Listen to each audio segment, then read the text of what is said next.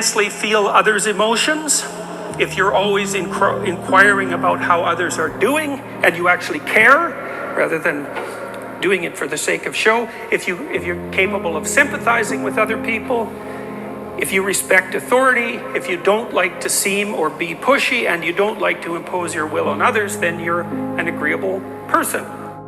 Extremely agreeable people are empathetic and compassionate and compliant.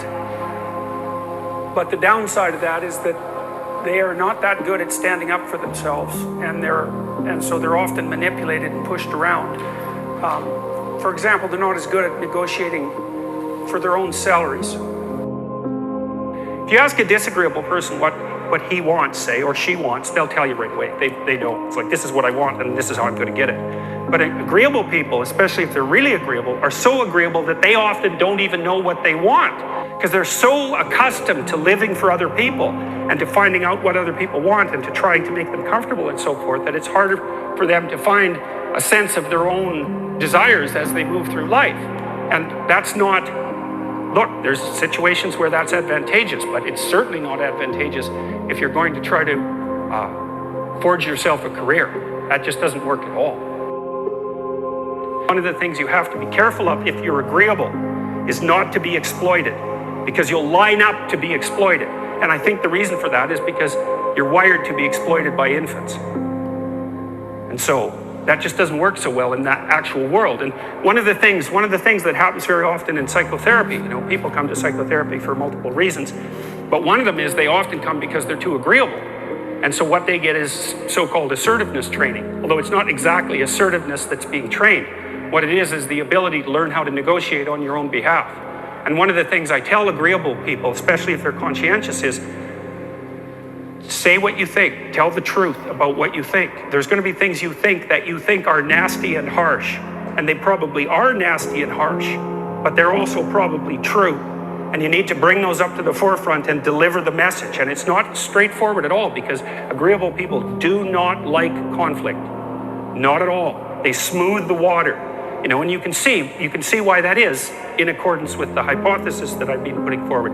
You don't want conflict around infants. It's too damn dangerous. You don't want fights to break out. You don't want anything to disturb the relative peace. And if you're also more prone to being hurt physically and perhaps emotionally, you're also maybe loath to engage in the kind of high intensity conflict that will solve problems in the short term, because it takes a lot of conflict to solve problems in the short term. And, if that can spiral up to where it's dangerous, which it can if it gets uncontrolled, it might be safer in the short term to keep the waters smooth and to not delve into those situations where conflict emerges. The problem with that is it's not a very good medium to long-term strategy, right? Because lots of times there are things you have to talk about because they're not going to go away. Our society is at the moment tilted towards regarding agreeableness as a virtue, because you should be kind and you should be empathetic and you should be compassionate and all those sorts of things. But our research, this isn't published yet because it's complicated to communicate and we haven't figured out how to do it yet. But what we've found is that if you push any of the traits too far, they fall off a cliff fundamentally.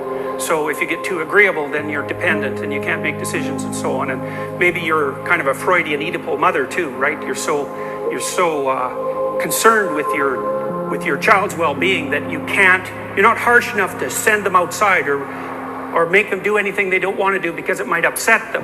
And so that's not so good. And then if you're too disagreeable, well, I already said what that was like. If you take antisocial people who are in prison, they're aggressive and violent, and the criminal types, and they're predatory, are low in agreeableness. So you can see how that's a bad thing. But then in the middle range, it gets more complicated, because then agreeableness, where you're located on the normal distribution, how good that is depends to some degree on what it is that you are going to do.